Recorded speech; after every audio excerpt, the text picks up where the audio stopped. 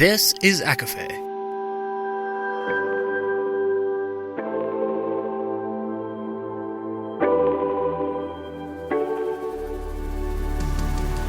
Laura Marie and Jessica Marie proudly present A Court of Fandoms and Exploration, a podcast. Fair warning, everything the hosts say is explicit, full of spoilers and adult content and shall not be used against them. They have opinions.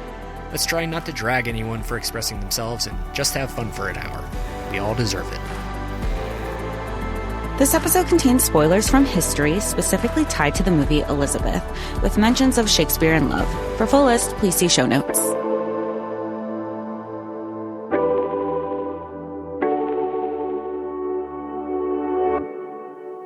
Hi, everybody, and welcome to A Court of Fandoms and Exploration, your weekly deep dive into the fantasy, literature, and fandoms that we love.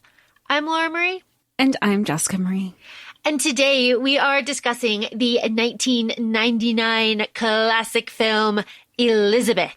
1998. It came out on VHS on 1999. You're absolutely correct, and we will get into why I associate it with that year later. But Jessica Marie, why in the world are we watching this movie? So if you follow the podcast for a while, or even if you've joined recently, if you've gone back on our past episodes, you'll learn that we've recently added a new feature to the podcast, which is we cover each of each other's genres that we love, that we immerse ourselves in outside of the podcast, and we wouldn't typically cover. So typically the timeline is we do it on around our half birthdays. Laura's birthday's in March, therefore we have Laura's preferred genre episode in September, and here we are, and we do it to challenge each other, learn each other on our podcast, and add to the podcast too. Everybody gets to take away from this. So this one we got to discuss. You had me watch. You didn't even have me read. Watch Elizabeth, which tell us your history. Tell us why we explored here, because we really haven't ever deeply dove into one of your historical hyper-fixations. Well, we're doing this because it's my half birthday and we can read whatever we want in the historical fiction genre, which is my preferred genre before we went into fantasy, sci-fi, everything that we cover on the pod. So because we've already had a year kind of steeped in Egypt, I thought it would be kind of a nice change of pace for us to really dive into Tudor England, which is this other hyperfixation that I have, specifically Anne Boleyn. She's my girl. I'm a ride or die for Anne Boleyn and everything that she did. Like, hey, you know what? You can't deny she got her shit done. So I love Elizabeth. I love her as a queen, obviously. I have no skin in the game. Obviously, I'm not English. This is just like my opinion. I like strong women who lead and reduce men to ashes. I love it. I love it. So Elizabeth, Anne's ultimate revenge, she becomes queen and she reigns for as long as she does, the golden age. I love this movie. I was introduced to it from my mother. This is a generational thing. This is one of those things we bonded over. I was talking to Jessica Marie before we started recording and told her that my mom's favorite historical, movie stars Robert Downey Jr., and she was shocked. It is a classic, although if you look at the description, it does say hidden gem. So I guess maybe it is not as well known as it was in my household. But I didn't love that movie, so she tried again with Elizabeth, and she saw it in theaters, and I saw it again when it was released on, you know what? It is what it is. It was home movie, and I saw it then after it was deemed appropriate, because this does carry like an R rating. So again, like 98. Remember the times. So I love this movie so much. Yeah. I wonder, I'm thinking about the rating, if it was made now, if this would still be considered R or PG-13. I think PG-13, honestly, Yeah, because even with the nudity, it's so, and we discussed this earlier as well, it's so tasteful. And there's 2 scenes that I could think of specifically that I don't think it would constitute an R rating. Maybe the blood, maybe the battle scene. I mean, maybe, but like, not, I don't know. It was a different time. This aesthetic, I love this aesthetic. I have been to London several times. I've been to the Tower of London several times. I've been to a lot of these places. I love all of this. It is, again, super fucking cool to go to places that these are real people. All of this stuff happened. And it's like verified that it had. There's like very little in like wiggle room here. Like everything's very documented about what happened. So it's wonderful to go and like you can see like all of this stuff. It's fantastic. And it's just like one of these like tangible things that you can do. And that's when history like really comes alive. And like here for me, this aesthetic, these clothes, like, oh my God, these hairstyles, this vibe, this depiction of Elizabeth, like being, young and all of this drama. And then, watching her go through this assassination plot, which is the plot of the movie featuring like all of these people. And then watching her come out the other side and presenting herself as like, history calls it like a cult of personality forms around her. And that's like, she replaces the Virgin Mary and becomes the thing that will, that the people can worship. It's this whole like symbolism thing. And that journey is just fantastic. Let me tell you a little bit more. The cinematography knocks your socks off. Some of these shots are gorgeous. And Sam's on the plane. Hooray. And Lord Robert Dudley. I would fold for that man. Knowing the extended history of their relationship, I would fold for that man. And just seeing what I see on screen, I would fall for that man. Gorgeous that Joseph was working in 1998 and the years prior, filming not only Elizabeth, but Shakespeare in Love, which is another one. And he is just so gorgeous in these with the lips and the eyes and the pout and like the tortured. Oh, it's wonderful. Oh, he's definitely tortured. And one of the things that I found so interesting, and I'm sure we'll get into it a little bit more, is even though they had this torrid affair of sorts, both Robert Dudley and Queen Elizabeth I, it stemmed from childhood. And we have to also remember that Elizabeth, yes, she was the daughter of King Henry, but there was always, she wasn't necessarily groomed for the throne. She knew there was a possibility that if nothing happened with Mary, if Mary didn't have kids, if nothing was there was always but you have those conversations of the heir and the spare, and then the spare doesn't really get paid attention to enough. So they're just kind of there. And she's dancing. She's frolicking. She's with her childhood love, which I didn't know. Obviously, that's not really honed in upon that part of history in this under 2-hour movie. Try to have a historical fiction movie made now that was under 2 hours. This length was perfect. We loved it. And I also like some of the transitions where it was just kind of like it would dissolve or it would just be piecemealed, where first you have her reading a letter, flash to the field, and they're announcing her as queen, and they're acknowledging that she is the queen, and then next thing you know, you flash to the coronation.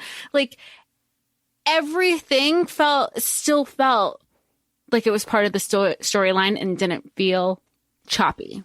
Yes. Oh, and what's really wonderful about this movie for me personally is that because I started watching it so young, like I was a child when I started watching this, and I have continued to watch it obviously as an adult, it has meant different things to me at different time, right? So when I was younger, I was all about the love affair. I was all about like, it's like, so like, how could he do that to her? Like the drama of it all. How didn't she know? because he was like, you can't marry her. He's married already. But then is that why when they were in the boats on the lake and she was like, marry us, he's like, can't do that. Can't actually do that. Was it because everybody knew he was married except her? That's part of it. Okay. Yeah, that's part of it. Aside from the, hello, we're hosting France right now. You can't go marrying the love of your life. Oh, Dudley. Oh my gosh.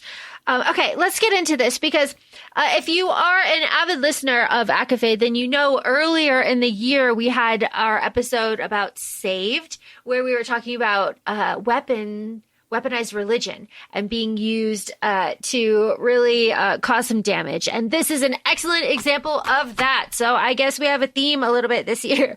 But weaponized religion, we have a cold open, and it is setting the scene of the turbulent times in England between the Protestants and the Catholics.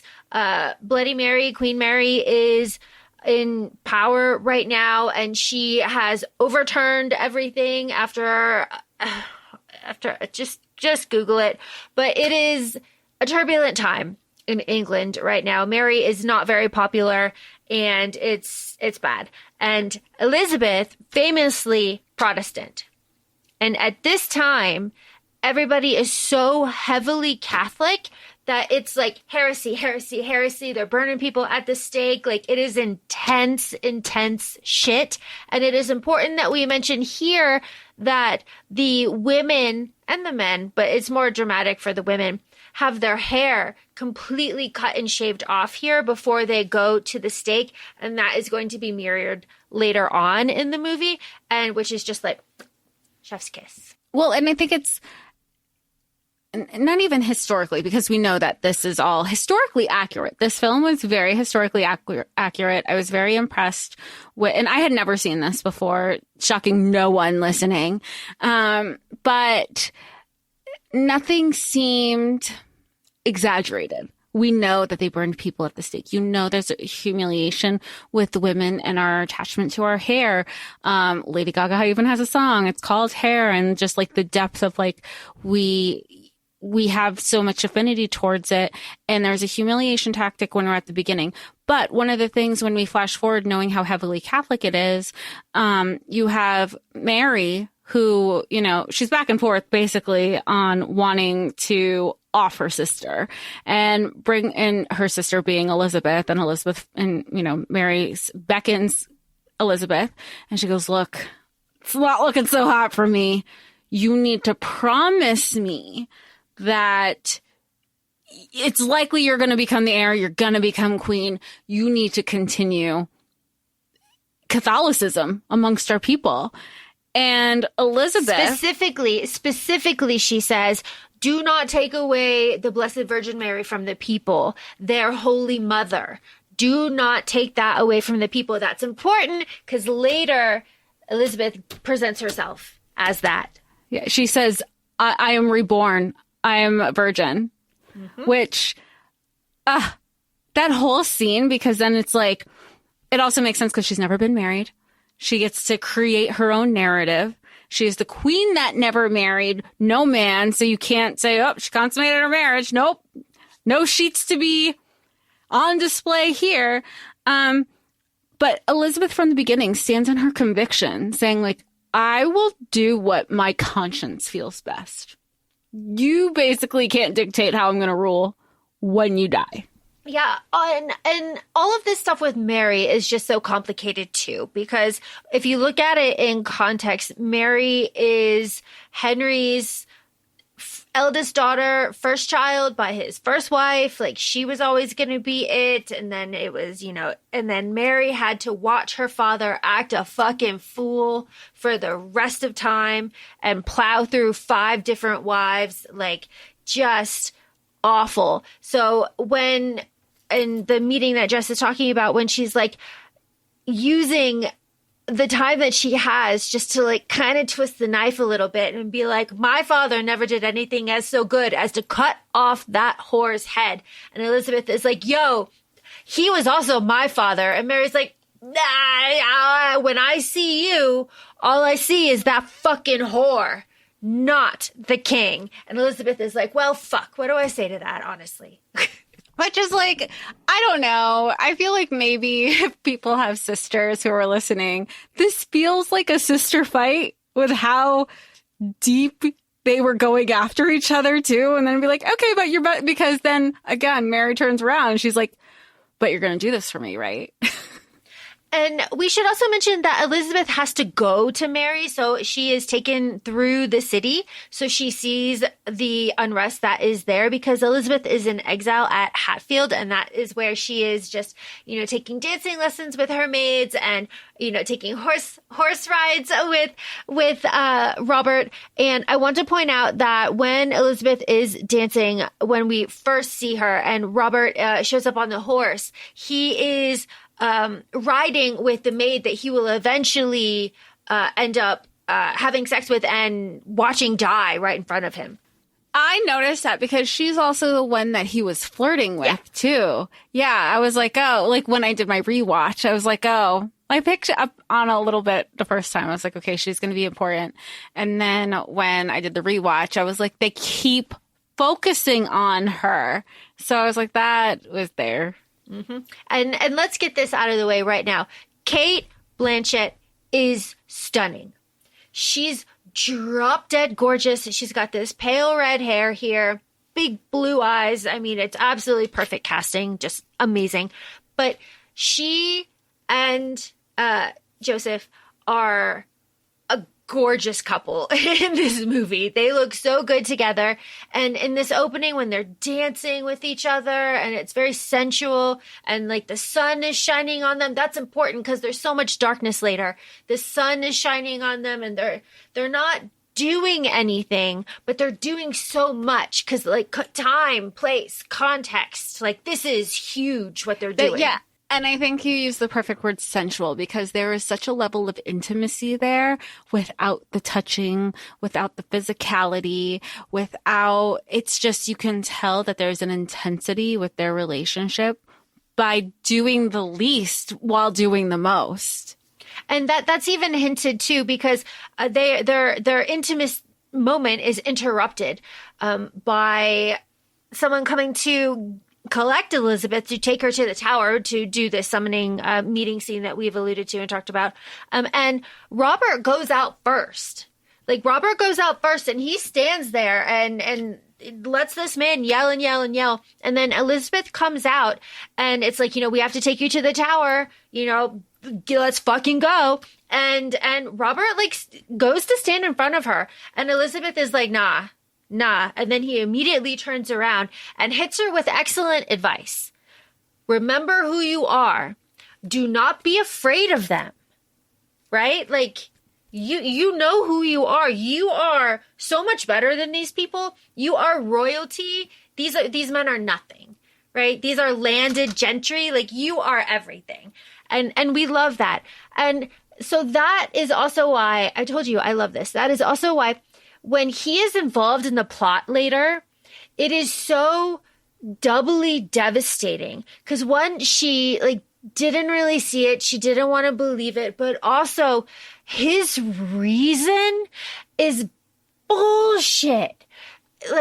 Oh my God, we'll get into it later. But but it starts here because you can tell it's very genuine here. And then you go to court and then you just watch their relationship crumble under the pressures of politics and all of these outside forces. But here in this opening moment, it is just mwah. Well, even when, and I'm going to go back to early on where she's in the confessional and she's being told, not by the priest, don't trust anybody. Don't even trust Robert, Lord Dudley. And she's like, and again, this helps knowing what you shared with me earlier is that their relationship ran so deep that it went from childhood because I'm like, that's right. Don't trust him. Why is she saying, oh my God, he's the most trusted friend? Because I'm thinking as just a casual viewer, yeah, I wouldn't trust him either. I'm just fucking him, even though they weren't fucking. Let's make that clear also.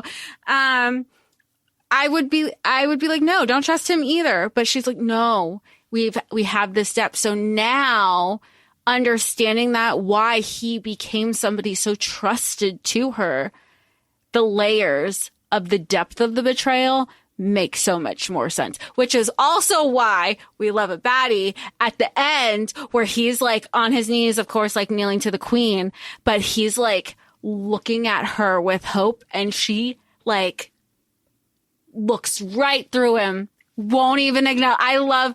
I love that because, you know, she had to lock it down and, you know, I love that and I know I respect that. And I feel like that hurts people more than anything. Oh, absolutely. Oh, absolutely. It's all so lovely. I do need to point out the costumes, the dresses, everything. Fantastic. Well, I mean, it was an Oscar-nominated film. The cinematography, we were looking it up, the makeup, the costuming, Cate Blanchett herself. This has I guess it said 1999 were the Oscar nominations, but this was made in 98, so I guess it was like the award season for the following year. So look it up. Do your facts, both historically and like entertainment. Oh, it's so amazing. Another thing that I want to point out too is the loyalty of Kat, our like head maid. She is so loyal to Elizabeth. Elizabeth is in the tower when she's going to marry. Tonight I think I die. We hear Kat start screaming. Where are you taking her? No, I must go with her. She can't be alone. I must be there. That's just like her lady's maid, that loyalty. But Elizabeth also relies on her too. There are little moments where Elizabeth is walking forward and she'll put her hand out and Kat will grab it. And, she can't sleep. She's out looking for Kat. That's when we see our assassin. We'll talk about our assassin. It's just this loyalty, this kind of camaraderie of girlhood too within all these ladies' maids, because they do keep their mouth shut. Like, yes, like there's no gossip coming from them.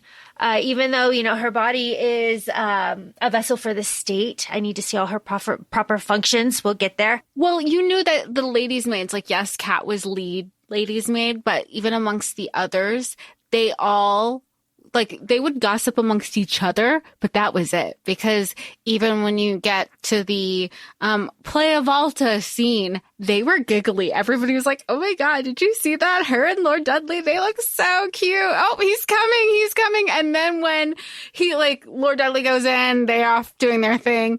And then when the state wants to come and check the sheets, we need to check our sheets every night. They were like, what? What sheets? What are you talking about? She's not married. They had her back. I mean, aside from when they were playing like dress up in the clothes, but honestly, who wouldn't? Who wouldn't? Oh my gosh. Okay. So where are we? We have to talk about the interrogation very quickly because it does set the scene that will pay off later. So Elizabeth is being questioned by the lead men in the country, honestly, Bishop Gardner and our kind man. I can never remember his name. And the other guy, which I can never remember his name either. And they're saying, and Elizabeth is like, why are we talking about this? Why do we have to tear ourselves apart over this small matter of religion, like Catholic, Protestant, who gives a shit? And Gardner is like, this killed your mother. You shouldn't be so fucking cavalier about this. And the other guy is like, look, just confess. We know that you did it because they are under orders to get Elizabeth to confess no matter what. And Elizabeth is like, I'm not going to do shit for you. But they're like, hey, you need to confess because there is only one true faith. Everything else is heresy. And Elizabeth is just like, we all believe in God. And they're like, that's not the point. That's not what we're talking about. We're talking about Catholicism. Do you believe in Catholicism in your heart? And Elizabeth, rightly so, can't necessarily answer because she doesn't. But later when she is released from that questioning and she goes back to her cell in the tower, one of the men that was questioning her, the kinder one, gives her his cloak. And she says, like, I do not need your pity. And he goes, then accept it then for my sake. And she says, I will not forget this kindness. And that spares him, his children, later on, when he is uncovered to be part of the plot to kill Elizabeth, essentially, and, take over. And Elizabeth says, when that is uncovered, like, do not think we care not for your children. And his wife says, like, you are kind and merciful. Like, it's this whole thing. So that, again, things in the beginning that tie up nicely at the end are just like things I really want to point out, because there are now in movies, like, a lot of kind of loose ends and, like, not necessarily plot holes, but like things that could be expanded on. And I like when they tie up nicely here. Well, not just here, in books too. One of the things that I also really liked, because again, maybe this ties into what you're saying were loose ends. Maybe this feels close. Yeah, I guess so. So you have this at the beginning of the scene of the movie that you have them wanting her to sign these things, even though she's never said them. They're really trying to just get her to acknowledge her faultiness. That didn't exist. That didn't happen. And then when you come to later in the film, that they had, what's his face? Oh, yep. He acknowledged that he did this. And she says, does it really count if it's under duress? Anybody, like, and it's acknowledging how they try to set her up too. And she's talking to the same people. Like, I'm on to your shit. This really doesn't count, even if it's in black and white in writing. So we haven't necessarily talked about the cast list, but let's talk about two of them right now, because we have to introduce ourselves to Christopher Eccleston, the Ninth Doctor. Hello, Duke of Norfolk. Hello, Puffy Pants. He's the villain here. We love him. He's so good here. We also have to introduce ourselves to Captain Barbossa, Jeffrey Rush, who plays Francis Walsingham, who is in France. And we get to watch him murder his would-be assassin. We love with a monologue about Jesus. Excellent. I love that Norfolk is kind of set up to be a villain. He's the one that like rips the royal ring off of Mary's hand when she's dead, and he's like, give it to her. He's the one that like really insists that Mary signs Elizabeth's death warrant, because he is like next in line. There are no children. Like he's next. Like if Elizabeth doesn't take it, they can go scouring for other relatives, but like he's got a good shot at it too. So like he wants to take that shot, but he can't do that unless Elizabeth is killed.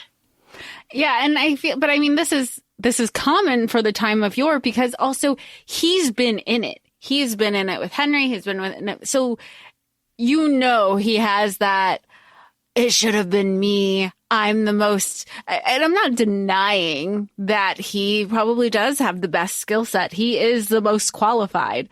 But when you have bloodlines and royalty involved, that's going to supersede that, even with him being the most qualified person. Yeah, absolutely. And of course he turns out to like be evil. And I love that he has to sit there and like justify it to himself too, even though like his mistress is a mole. And she's like, sure. Yeah. It's good. I will say that I've never thought he was attractive as the Doctor, but him with this scruffy beard, I was like, oh, you're cute. You're cute. Yeah. And he's like, oh, it's good. All right. So while Elizabeth is in court, it's important to note that she is working with Sir William Cecil, and Cecil is introducing her to the Spanish ambassador and to the French ambassador. And from here on out is going to push so heavily marriage on either one of those. Essentially, he flip-flops, back and forth on both of them. But it annoys the shit out of Elizabeth, so much so that eventually she's just like, retire now. Boom, here you go. You're done. I'm done with you. It's excellent. I love her. And so please just note the lecturing I received when I knew none of the cast, because Sir William Cecil is Richard Attenborough. Couldn't place him for anything till I looked it up on IMDb. And I was like, oh, it's the guy from Jurassic Park. And I think Laura, she's going to be like, I'm going to have a stroke if you keep telling me you're not recognizing people. You're not recognizing people. Oh my God. We'll get to the one that just absolutely like set me off. But but I will say that her dismissal of Sir William, it's just in line with her whole attitude, because she's like, why women needn't marry at all. Like, she's so frustrated with the patriarchal concept of matrimony. She's over it. She's like, just let me rule my shit. Leave me alone. Which is so funny when you think about her father. It's just like, the polar opposites, right? Like, the man was addicted to marrying. Oh, it's excellent. Okay. Who's this kink? Yeah, for real. It is important to note that the King of Spain is making a bid for Elizabeth's hand, and so is the Duke of Anjou through France. So these are like the two main suitors, and both of them piss Dudley off so bad that they have like public fights about it, and everybody knows. But again, like, it's this deeper relationship. Like, we'll get there. But we have one of my favorite scenes, and like, we're right here at the beginning, but then we get to like jump forward very quickly. So Elizabeth is talking to Robert in this scene where they're playing chess, and like, she's under guard. There's guards outside, like the door is open, and they're like half-heartedly playing chess. But she is saying, like, he said he wants to marry me, but he'll stay in Spain. He wouldn't expect to share my bed more than 2-3 times a year. And Robert is taking every opportunity to flirt and flirt and flirt. He's like, as bad as all that. Oh my gosh. And he starts talking like, well, Sir William said, and this is again, just to what you said, Robert goes, do not listen to everything that Sir William tells you. Do not listen to any of it. You are going to be queen soon. So fuck everything that he says. You're going to be in charge. You're going to have a court to worship you, everybody to adore you, songs right about all this stuff right about you. And then he drops the line. He's like, and they will mean nothing to you. I will mean nothing to you. And he's like, he's like there, and he's got this deep V with like chest hair, and it's all, it's like, he's excellent. He's excellent. Give a man a puffy shirt and I will fold. And he is in a puffy shirt. Like, it's excellent. It's excellent. It's excellent with oh my gosh. So Elizabeth, hearing this declaration, is just like, oh my God, Robert, how could you ever be nothing to me? Robert, you know that you are everything to me. This is important because he throws this at her later on. And he, though, they both have like tears in their eyes. They're like holding hands. This is like this earnest moment. He looks at her and he says, everything that I am, it is you. And that is like as close as they can get to just like this love declaration. He's married this whole time. So again, this betrayal is just so much more, especially because like they are staring into each other's eyes. Like, this is just this deep love confession as close as they can get. And she's like crowned right after this. Like, Mary dies, the ring goes, and we have the beautiful shot of Elizabeth. The big tree is behind her, right? You could watch this film on like silent. Mm-hmm. And easy. It's just, you just want to take everything in. It's gorgeous. The queen is dead. Long live the king. Famous lines. This is the Lord's doing, and it is marvelous in her eyes. Amazing stuff. And then we, again, just as you said, flash cut right to the coronation. We're coronated, like, amazing, hair down. The cardinal that puts the crown on her head steps on her cape, and it bothers me every single time when he like turns to like put it on her head. He steps on her cape. Disrespect. Off with his head. Off with his head. It bugs the hell out of me. But she's crowned. And then Cecil immediately starts fucking bitching at her. Like, we have no money, no army, no way to feed anything. The Navy's all run down. We can't go to war. She's like, I don't want to go to war, which is important. And Cecil is like, hey, well, unless you marry and produce an heir, you will not have any security. Like, your life is in danger. Flash cut to her laughing her ass off, learning gossip at the party. Just amazing. Well, and I also think it's like, leave it to, because of course we know, based on history, that she was the strongest reign. She was the strongest reign that they had. England was very profitable. They bounced back because of her. And I think it's important to note that she had to clean up this mess that was kind of left to her, really. And everybody, of course, they needed a scapegoat. And they're putting it on her because they also don't like her. They don't want her in power. They want to have more reasons to say why she's unfit to be queen, because she's saying she doesn't want to go to war. She's saying, I think we should have emissaries. I think we can talk this out. Flash forward to all of the bodies in the water, and they lost the battle against France. Specifically, Mary de Guise. Specifically. My favorite thing about this party is that this is one of the last times that Robert is very intimate with her in public. They're dancing together. Their bodies are close to each other. The girls are giggling. Everybody's laughing. He comes around. He kisses her on her cheek. Publicly. I gasped. Publicly. And she's just like, ha, ha, ha, ha. And like just walks away. And all the other plotting men are just like, everything depends on the husband that woman takes. Like we're all kind of just like shit until she chooses who she's going to marry. So like, oh my gosh, it's just so good. And I also want to point out, because we've already talked about this scene, but when Robert is sneaking into Elizabeth's chambers after this party and the maids are giggling and they have their sex scene, which is a lot of like tasteful caresses. Yeah, lots of caresses. There's like silk kind of like sheets that are or drapes that are going to give it this thing. Hands on face. Specifically though, which I think is this beautiful detail, is that Elizabeth has like these tears that are coming down her face as this is happening. Cause like, again, this is like the moment for her. This is it. She's giving herself to Dudley. This is her choice. She's queen. Like this is it. And she's crying. It's just this whole beautiful moment, that again is a snap cut when our villain, the Ninth Doctor, Norfolk, just storms into her chambers, just past all of the guards, wakes her up out of bed. Madam, you best get up. Shit has happened. Like, oh my God, kill him, like immediately. But like, oh my God. Well, and all of her ladies' maids were very aghast. Like you can't be in here. She's not ready. She's still sleeping. Like, we're the ones who wake her up.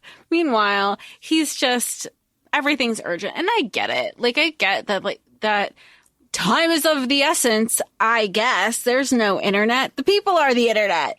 It's just wild. And Elizabeth is disheveled as well. So when she's in this meeting with her counselors, where she says, like, I do not like wars. They have uncertain outcomes. Like, I don't want to do any of this. I don't want to send any of this. These like people. I don't care about Mary de Guise building an army. Like, we don't need to send troops.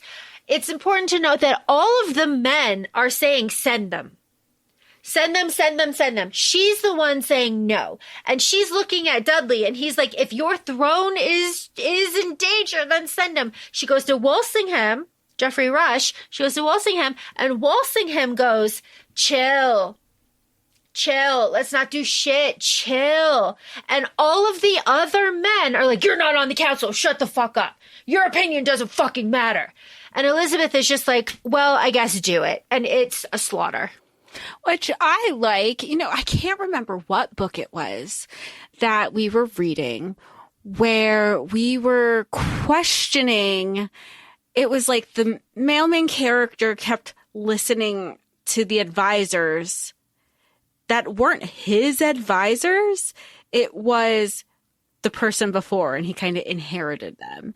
And then you had our FMC. If somebody remembers, please tell me. Laura, maybe you remember. Our FMC was like questioning everything, but then she was like, I guess that makes sense.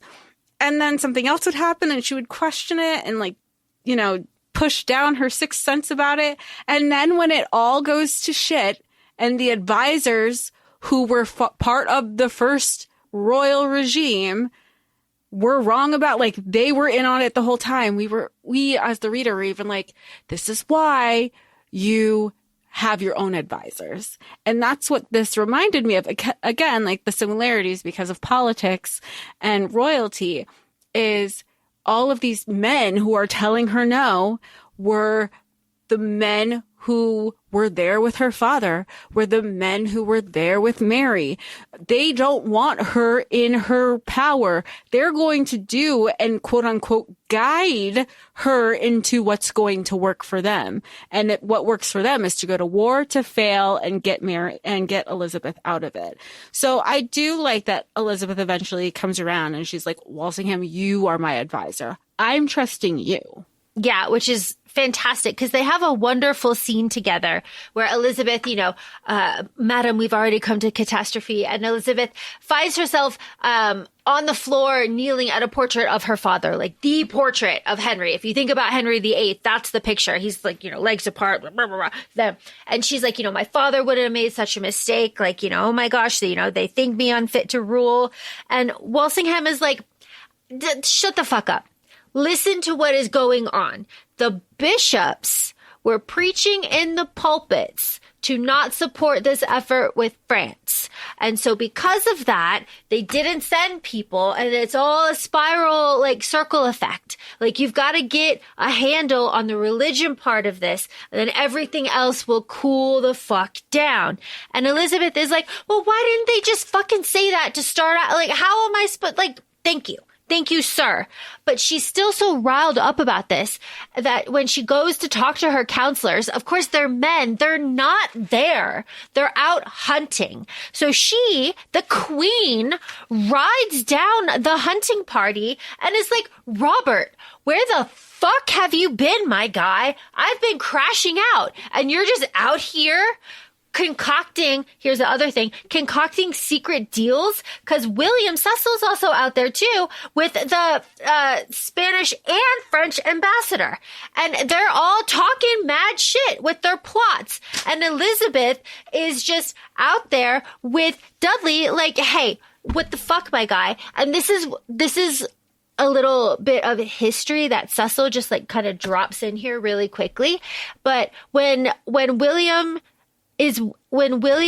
and the French ambassador are watching Elizabeth and Dudley argue off, the French ambassador says like, yo, like the Duke is not going to be like good if there's a rival for her affections like this. And Cecil says he's a traitor like his father before him. His head will end up on a spike before it ends up on the pillow of a queen. That's important because his father was a traitor and Dudley did not have a substantial estate behind him because his father was in the Tower. That's why he was in the Tower as a child. That's where he met Elizabeth as a child. That's so cool. I like learning history from you. You make it so fun and engaged. This is like Editor Sam when he teaches us science. Like, I'm like, tell me more. This is such tea because it's the tea that's not shared in the movie. But they're dramatic. They're up at the hill. They have everything going on. But it's also important to note that the bishops, again, to go back to like where all the bishops are against Elizabeth to begin with because she's not driving Catholicism, which leads me to into a larger one of my favorite scenes, if not my favorite scene, where she's practicing her speeches and how she's going to speak to these men who are against her. And she's trying to be like she's practicing her speeches and trying to convey her message very hard, very like determined, very soft, and then she winds up finding this perfect balance that uses a part of her feminine wiles at this time, again, time and place, while also having this and presenting a very assured nature and jabbing them in a way that will make other men laugh. Like, I think we talked about it earlier, where she's telling the one guy, she's like, at one point she goes, how can she, they're like, you're going to force us. How can I force you? I'm a woman. I can't make you do anything you don't want to do. And then she's, talking to the one guy. Who are you to talk about anything? You are twice divorced and on your third wife. What do we know about the sanctity of marriage? I mean, louder for 2025. It's chef's kiss the way she goes about it. All while, I do love that Walsingham is on it, where he takes the 5, unbeknownst to her. He's on it. Fair. And I do love that he doesn't let her know, because she can be like, I had no idea. I really did. He took the 5 that he knew for a fact were going to go against her, hid them. And they're like, and then she wins by 5 votes, and he had the pleasure. They're like, oh, she won. She got what she wanted. And she didn't sway them. She did but do whatever you think is right in your conscience. I totally get it. I'm queen. But like I'm here for the people. You have to think of other things. And she won by 5 votes. And I love Walsingham just saying, oh, she won by 5. You could see them seething, and there's nothing they could do about it. Absolutely nothing. And she drops some other bangers too.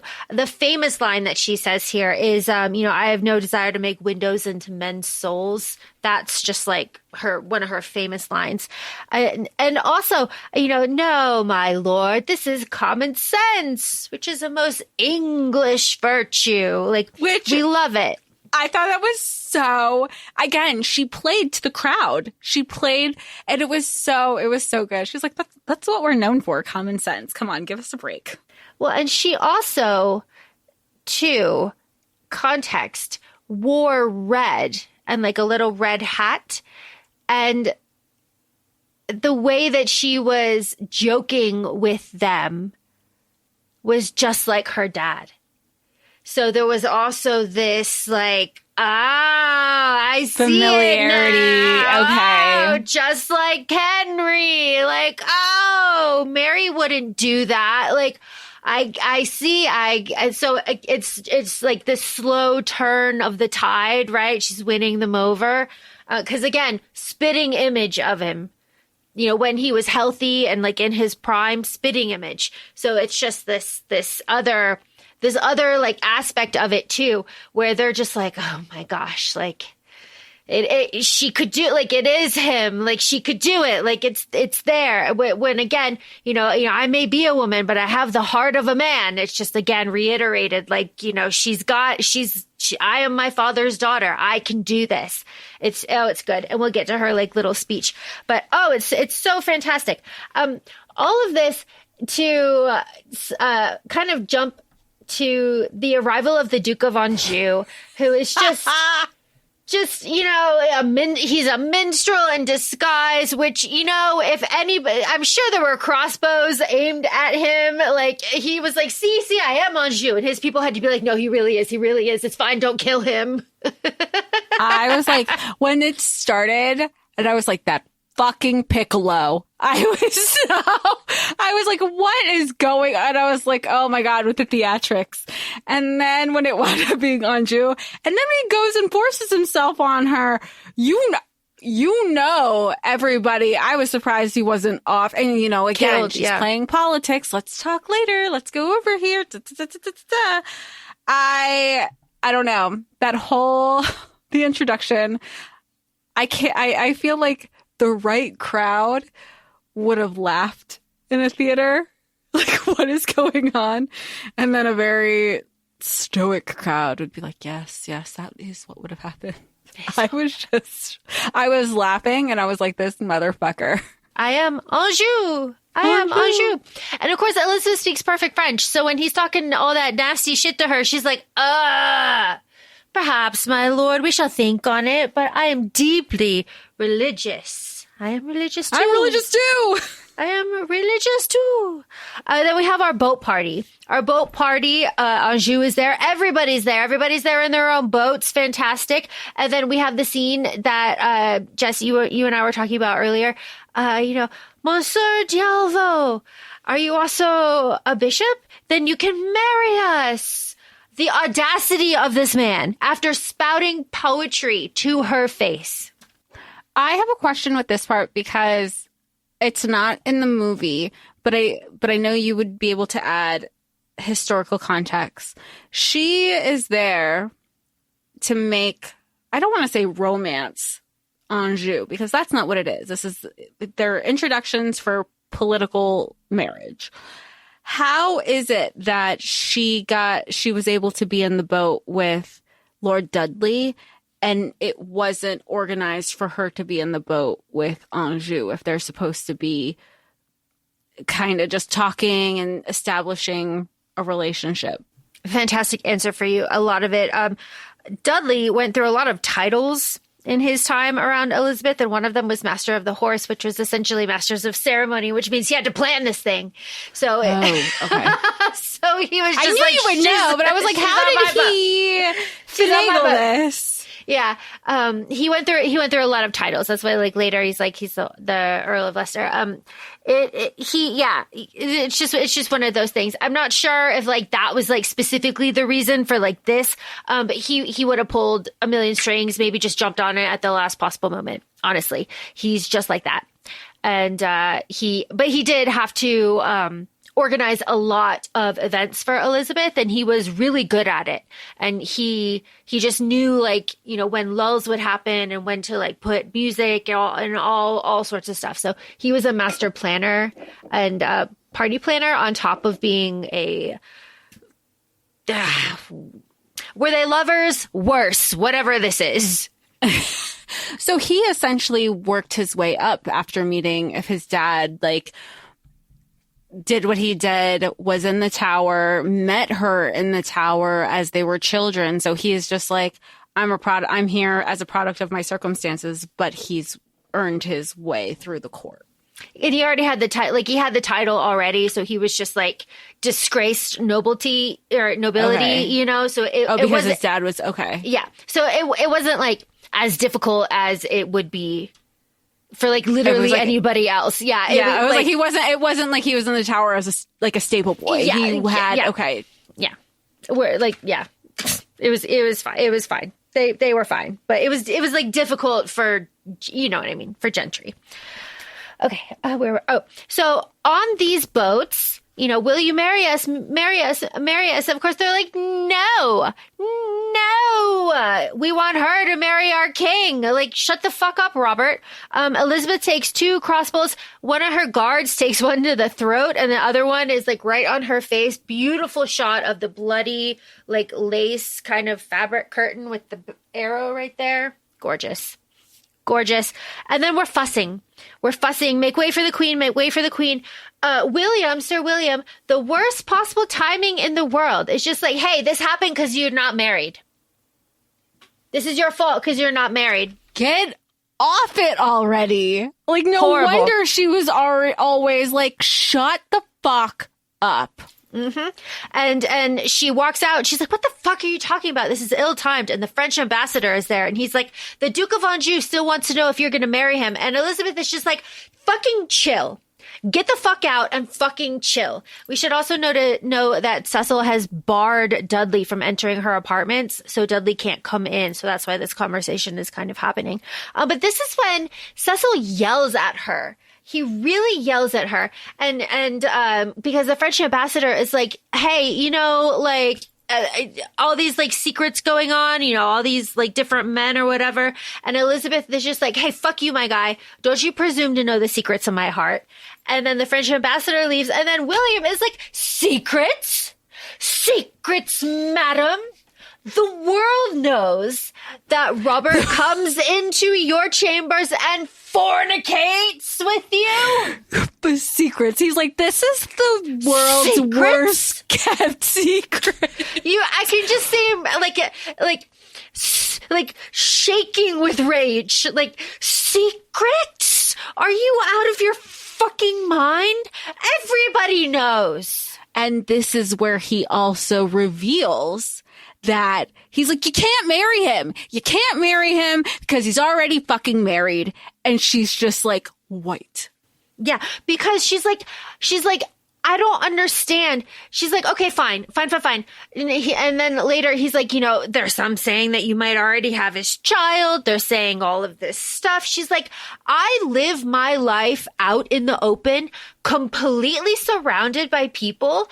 How has such a bad opinion been formed of me when everyone can see everything that I'm doing? And that's when he hits her with like, oh, well, because the guy you're fucking is married. And everybody knows. And he has just decided to like not tell you this major part of his life.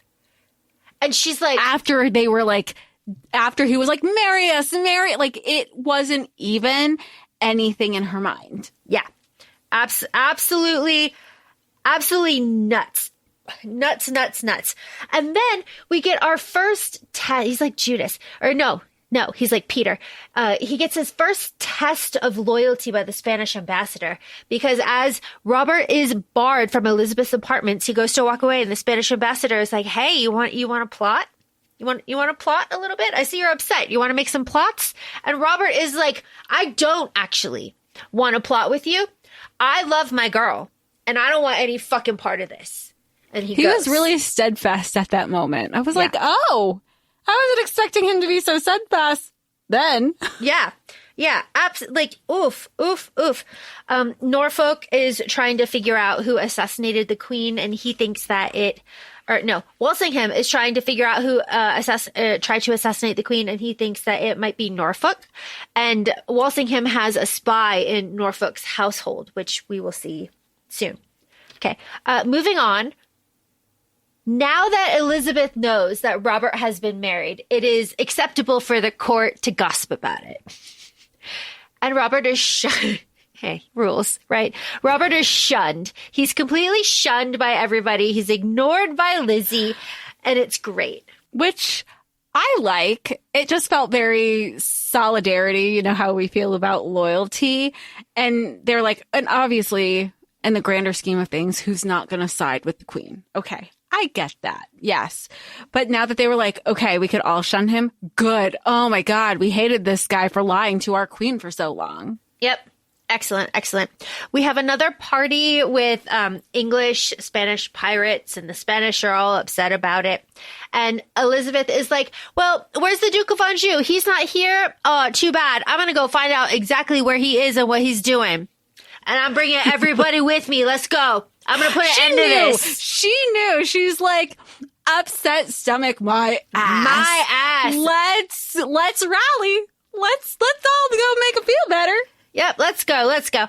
She goes to his apartments. He's having just like this very elaborate orgy, and he is cross-dressing, and he is like, I dress like a woman, in like one my of mother. Her wigs. And one of hers. I was like, at first I was like, is he mocking her? I was like, no, this is an orgy, but also is he like, does he want to be her? Yeah, it's just like, it was one of those like, and she's like, here, come kiss my hand. She like torques her nose a little bit, and she's like, there will be no more talk of marriage. We're done here. No more talk of marriage. I love how the French ambassador is like, I could explain. She's like, no need. I understand. I get it. Everything. Yeah. She's like, nothing I to him, but this is not going to work. Yeah. No thanks. While that is happening, we have the introduction of the Spanish plot to Norfolk. So Norfolk and the Spanish ambassador are plotting, and the Spanish ambassador is like, yo, my king is impatient. Make your fucking move, my guy. And, you know, we've heard that you want to position yourself to be the husband of Mary, Queen of Scots, so you can make a better play for the throne. What the fuck, my guy? And Norfolk, who is doing that, is like, no, I wouldn't cross your king. Like, no, it's nothing. It's nothing. Like, we're all good. And we're kind of like, huh, okay, but that pays off a little bit later. But first we have to have the fight to end all fights.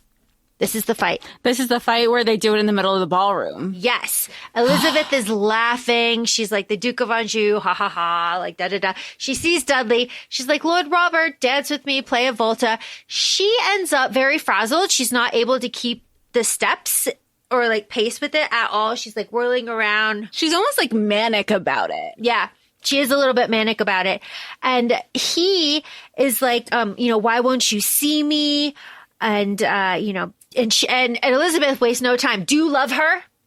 Do you love her? And he goes, no, I don't love her. I love you. I've always loved you. I was afraid of losing you because I was not free. You are still my Elizabeth. And they're still dancing in the middle all by themselves. And Elizabeth here stumbles out of his grip, pushes him away, looks at him, goes, say it, Jess. I am not your Elizabeth. I am not your Elizabeth. I am no man's Elizabeth. I am no man's Elizabeth. I am no man's Elizabeth. There will be one mistress here and no master. If you mean to rule here, you are mistaken. The fight to end all fights. That's a bitch. It's amazing. The fight to end all fights because Robert, immediately after this, flies into the arms of the Spanish ambassador and is, again, be careful who you vent to, ACOFAE podcast, because he is angry. He's hurt. He's like, I can live without her. I have no need of her love. I've suffered enough. This love that I have, this love is hateful. This love tears the soul apart. And the Spanish ambassador is like, but what if I told you could reclaim her love? He goes, why would I want to? Just like in this like petulant kind of way. He's like, oh, because you could save her life. And now Robert is taking it seriously. Now he's like, all right. Jessica Marie, tell me about our assassin from Rome, who is also, I guess, an English assassin. Our Daniel Craig? Our Daniel Craig. Daniel Craig, everybody. Denial that it was Daniel Craig because that fuck-ass haircut. His eyes are so distinct to him. I know. I wasn't like fully clocked in, which I should have been, of course, because England only has so many actors. England only has so many actors, and a lot of them are in this. And like he is so young in this, and he is just this rogue like priest who is sanctioned by the Pope. He's sanctioned by the Vatican. He's sanctioned by the cardinals. Everybody. Also being told that when they are fulfilling assassination attempts, everything's good. Yep, everything's go right chill. to heaven. You're totally gonna make it to heaven if you're completing these things that we're asking you. But again, this goes back to the conversation, Laura, of weaponizing religion and using it as a scapegoat for everything. Mm-hmm. Absolutely. And to add on to this, we get to watch Daniel Craig murder Walsingham's mole immediately after landing on the shores of England. Elliot. Immediately. Yeah, clocks him. Is just like, oh, it's you. Die. And kills him. And Norfolk is like, fuck, dude, really? Shit. It's very funny. But now we're moving very quickly. Because Daniel is also bringing in the Spanish and Norfolk to plot together. This is all very important. But now we have, because remember, Robert has been scorned and ostracized by court and by Elizabeth. So what does he do? He goes to Isabel, her lady's maid. Isabel, her lady's maid, is trying on Elizabeth's dresses so that she can go fuck Robert. And so they can say some dirty talk to each other, which is essentially, I am your queen. I am your queen. Yeah, I mean, that's all he still is very she's deeply a redhead. in love with Elizabeth. So he's like, let's role play. I don't want you to be you. I want to fuck you pretending you are my Elizabeth. Say you're my queen. Say you're my Elizabeth. On and on and on. Lo and behold, she gets killed. Because the dress that she is trying on is laced with poison.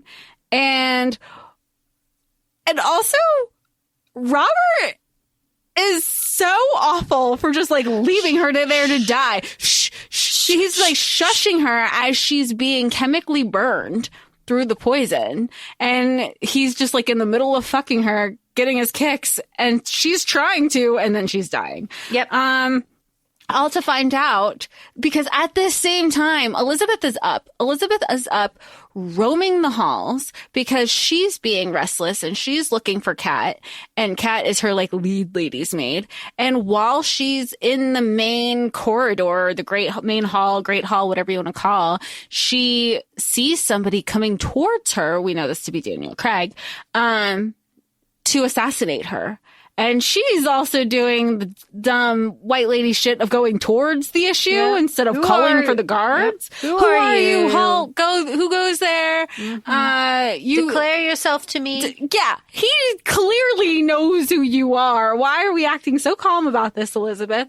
But at the same time, this is when she's like, oh my gosh, this is what happened to your lady's maid. Like, you've been beckoned, and she sees that she's dead. She's like, oh, that's my dress. It was a gift. Like, I don't know.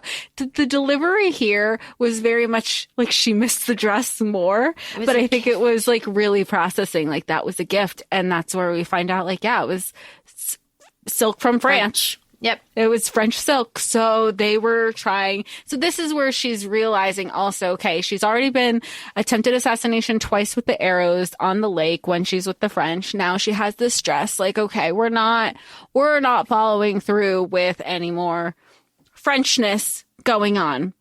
Because at the same time, you have these conversations of Mary de Guise. She's like, hey, I have a message for your queen. Don't fuck with me.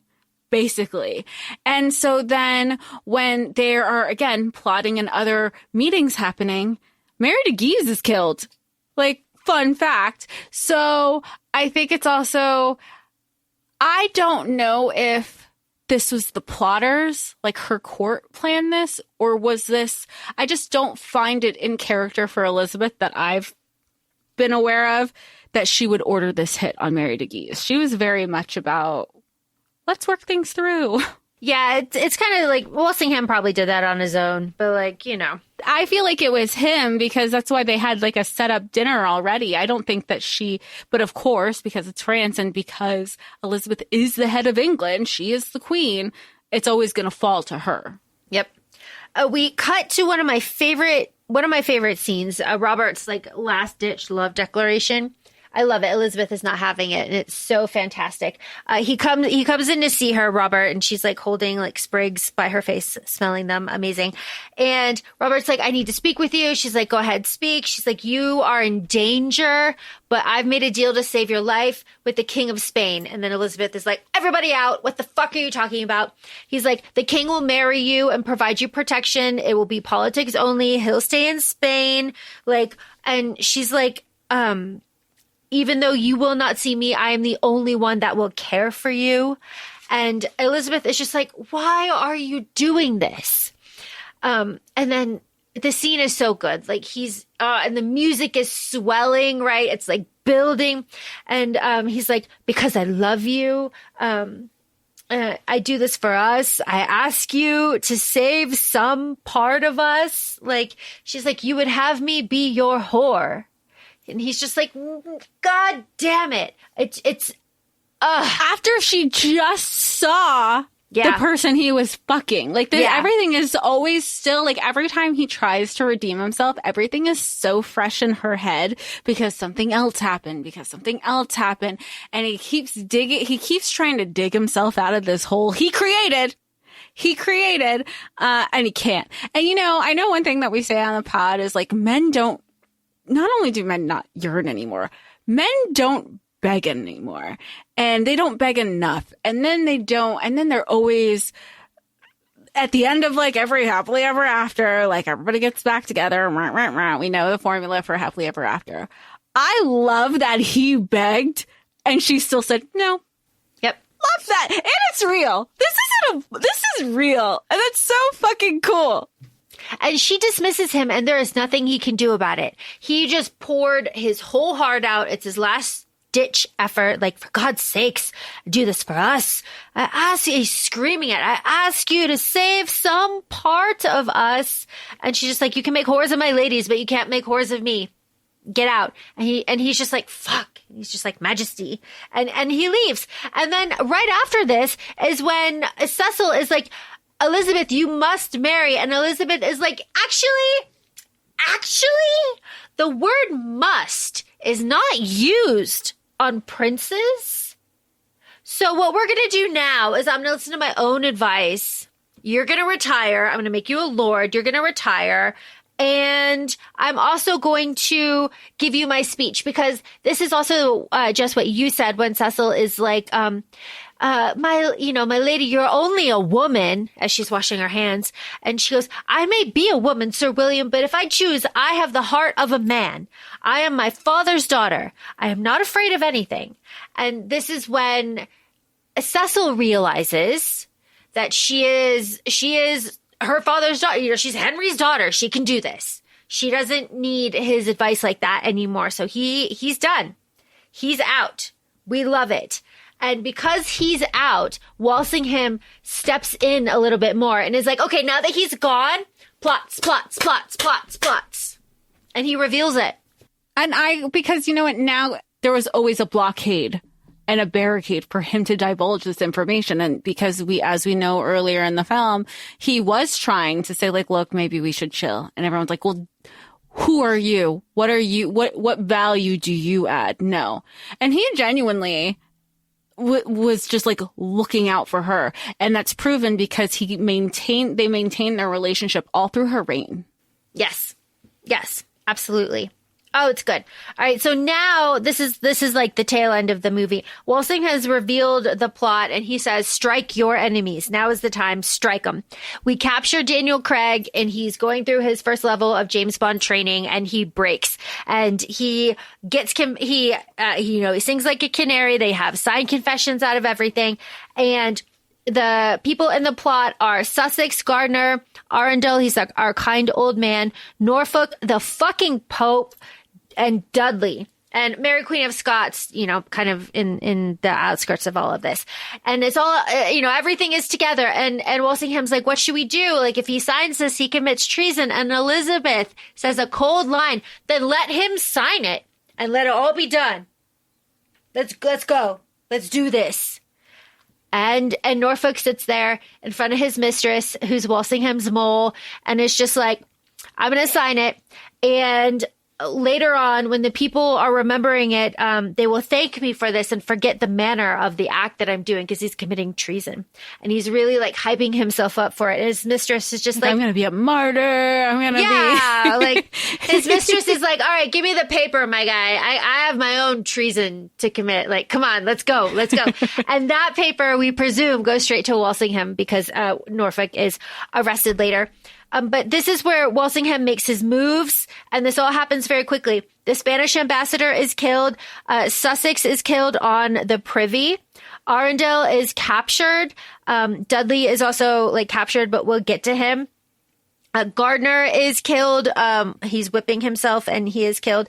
And Norfolk fucks his mistress the entire time. Good for them. Lovely.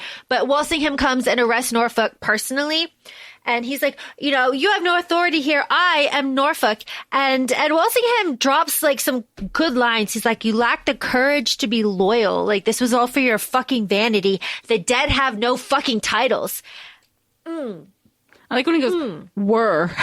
He just starts changing the tenses of everything. Were. And Norfolk is like, make me a martyr. The people will always remember it. And Walsingham goes, the people will forget. Goodbye, my guy. Yeah, for real. Goodbye, my guy. This is the moment that I talked about earlier when Elizabeth goes to the tower and she meets Arundel, his wife. Do not think we care not for your children. Like that whole scene, her majesty is kindness and merciful. Now, this is the final confrontation between Elizabeth and Dudley. Okay, so this is also probably one of my favorite scenes where we just get this toxic confession from Dudley. So all of the plotters have been killed or captured. Dudley's the only one left. He's coming down Elizabeth's coming down the stairs. Walsingham is in the back, and Dudley's like, I've been waiting for you, Walsingham. What has taken you so long? I'm here. Kill me now. And then Elizabeth is like, Dudley, Tell me why. Why did you do this? And Dudley is sitting there. He's like flushed and he's like got tears down his face. He's like kind of sweaty. He's all like alone. He goes, why? Madam, is it not plain enough to you? And this is the toxic. It is no easy thing to be loved by the queen. It would corrupt the soul of any man. And Elizabeth is just like, are you fucking serious? Like that's what it is? Like, are you really? That? Okay, fine, whatever. And then he's like, then for God's sakes, like, kill me now. And this is when, and Walsingham is like, yeah, kill him. And Elizabeth is like, no, actually, no. She wants him to suffer. She's like, you're better. Yeah. Where she's like, no, I want you to sit and think about what you've done. If you want to be killed, go kill yourself, basically. Yep. And she says, no, he's going to be kept alive to always remind me of how close I came to danger. And he's just like tears down his cheeks. The music swells. Oh, it's good. It's good shit. And then we see the heads on the spikes, right? And then we've got, this is the end. And then we've got Elizabeth kneeling in front of the Virgin Mary. She's got Walsingham behind her. And she's like, I've rid England of her enemies. Should I be made of stone? Should I be touched by nothing? And Walsingham is like, yeah, actually, yes, you should. She's looking at the Virgin Mary and she's like, my God, she had such power over men's hearts. People, they died for her. And Walsingham is like, they have never found anything to replace her. And Elizabeth is like, bet, actually, that's a good idea. Which is what they've been saying since the beginning. Well, what Mary was trying to say. Mm-hmm. Yep. In her delirium. Exactly. Don't take the Virgin Mary from the people, give them. So here she is, Elizabeth presenting herself to the people, kind of as the Virgin Mary. We have this wonderful scene of Kat sobbing as she's cutting off Elizabeth's hair with big scissors. Very French. I've said that before. She just all the way. And Elizabeth is letting it fall into her hands. There's music swelling. And then she's just sitting there at her vanity, looking at herself. She's saying, cut, but there's nothing left. It's all gone. She says, I have become a virgin. So here we are. And then we have our armor. Our armor goes on. The white paste goes on. The wig goes on. And she is now this larger than life figure. She is not just a woman anymore. And as she's cutting her hair, we have this montage of her childhood that we've seen throughout the movie, her love affair with Dudley, these men yelling at her not stepping into her power. All of that is cut away, and she is presented now as, Gloriana Elizabeth and regal, observe Lord Burleigh. This is the Elizabeth that we have, just like we have that one picture you were referring to earlier that's synonymous with King Henry that is in history. I feel like this is the version of Elizabeth that's synonymous with the Elizabeth we know historically as well as this end scene. Mm-hmm. I am married to England. Look at the ring. I like you look at the ring. I'm married to England. Dead stop. And I love it. I love the whole, it's almost like it's not like she did redefine what it means to be a queen in England, because she was a queen. She never changed the title, but she changed how that role was carried.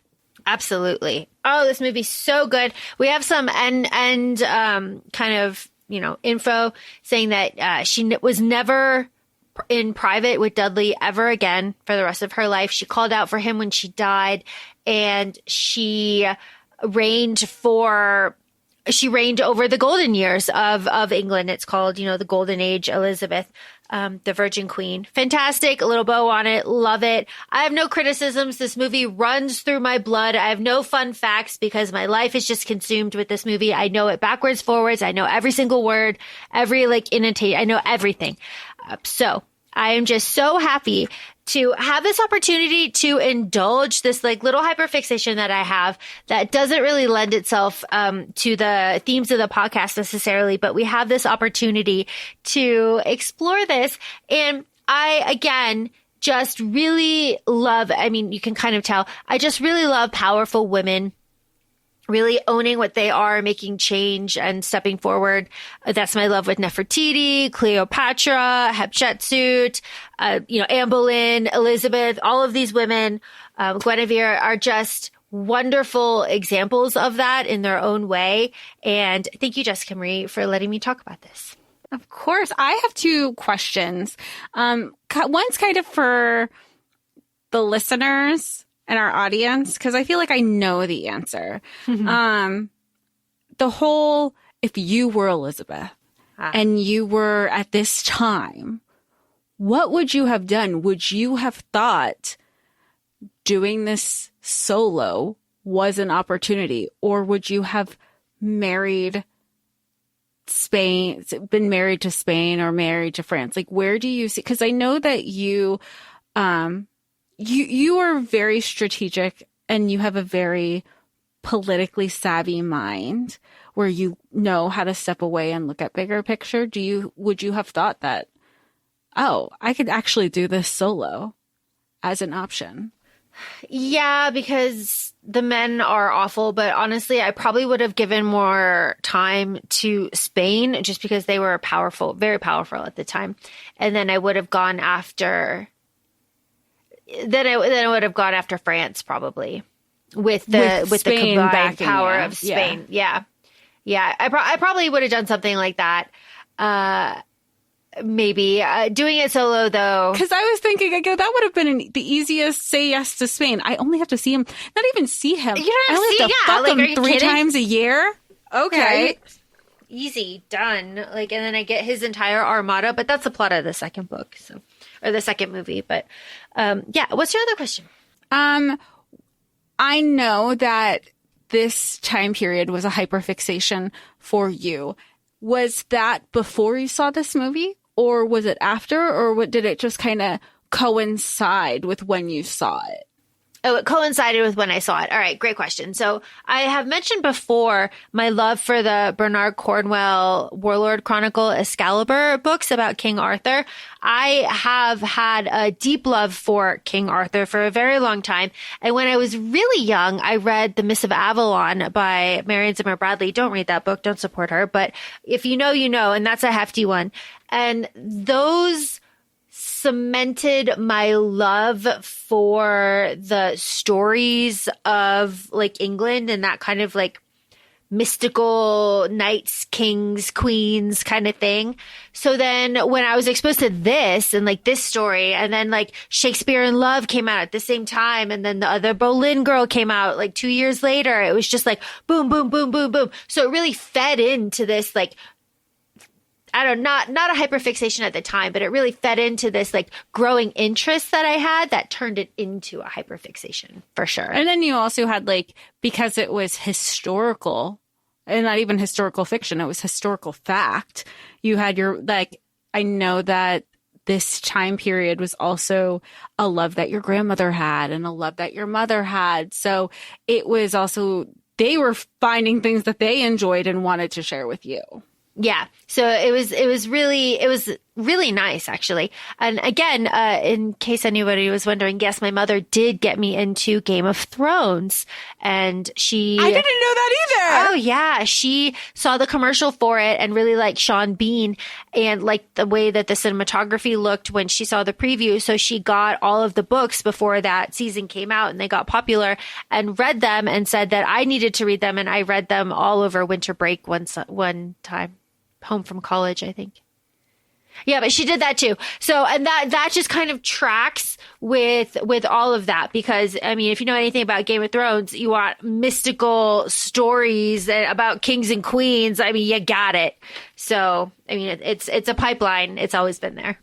And she's also the same one who got you into Throne of Glass. There you go. It continues. But with all that being said, thanks so much for listening. Feel free to follow us on Instagram. We're at ACOFAE Podcast. We're also both on TikTok, ACOFAE Laura and ACOFAE Jessica. Thanks so much, and we'll talk to y'all soon. Bye. Bye.